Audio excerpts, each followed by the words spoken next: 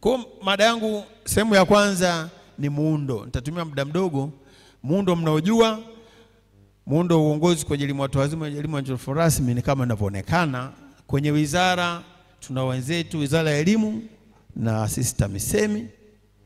Wizara ya Elimu mnajua kwamba inahusika na sera za elimu, hususan elimu watu wazima hapa, sheria, miongozo, mafunzo ya wataalamu na walimu wa elimu watu wazima, elimu rasmi, lakini pia tathmini ya elimu watu wazima, elimu rasmi. Hayo yote wafadhili, wadau mbalimbali wa elimu watu wazima ni Wizara ya Elimu watu wazima, Wizara ya Elimu, Sayansi na Teknolojia.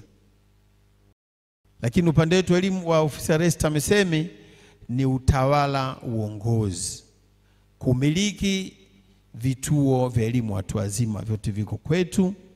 Mnajua kabisa kwamba kila shule ya sekondari, ili mlijue vizuri humo ndani ndio mambo, kila shule ya sekondari, kila shule ya msingi ni kituo cha elimu watu wazima, elimu ya nje ya mfumo rasmi. Kwa hiyo vyote tunamiliki, tunatekeleza sera, sheria, nyaraka zinatoka Wizara ya Elimu TAMISEMI. Tunapoongea maafisa elimu watu wazima, ijulikane kwamba sio mwisho. Wewe afisa elimu watu wazima ngazi ya halmashauri, bosi wako ni DO na bosi wenu ni mkurugenzi. Kwa hiyo kila kitu kikifanya lazima ukifanya hakikisha kwamba ngazi husika inafanya kazi yake.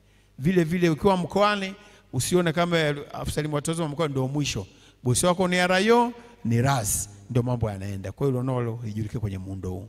Kwa hapa kubwa nataka niseme tu kwamba tukiongea mambo ya uongozi lazima tufikirie kwamba lazima kwanza kujenga maono. Tunataka tufike wapi?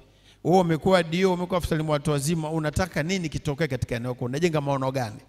Na katika maono wako unaweka malengo. Kuna malengo gani ni yafikie?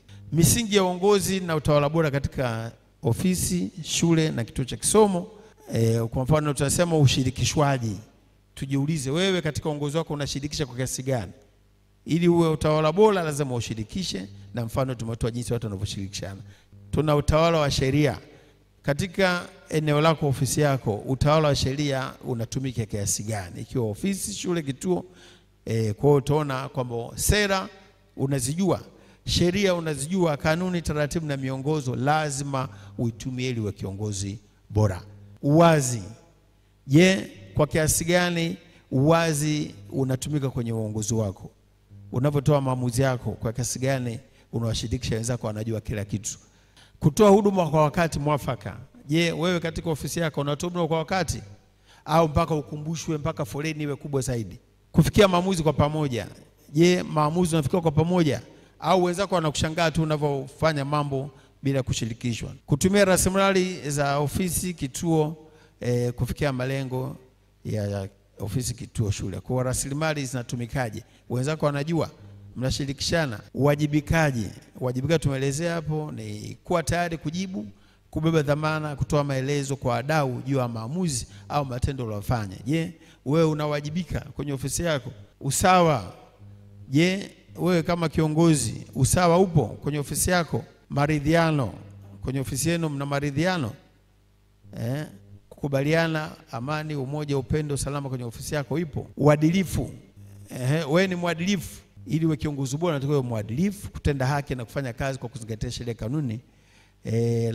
Lakini uadilifu uepuke vitendo vya rushwa, ubadhirifu wa mali ya umma, kuwa mkweli, mwazi na kufanya kazi kwa bidii. Faida kubwa tunataja kwamba kama utafuata hiyo misingi ya utawala bora, tunataraji kwamba utatumia vizuri rasilimali za ofisi, shule, kituo cha kisomo, lakini utaleta maendeleo endelevu ofisini, kupunguza na kuepusha kutatua migogoro inapojitokeza, lakini kutoa huduma bora kwa wafanyakazi, walimu na wasio walimu.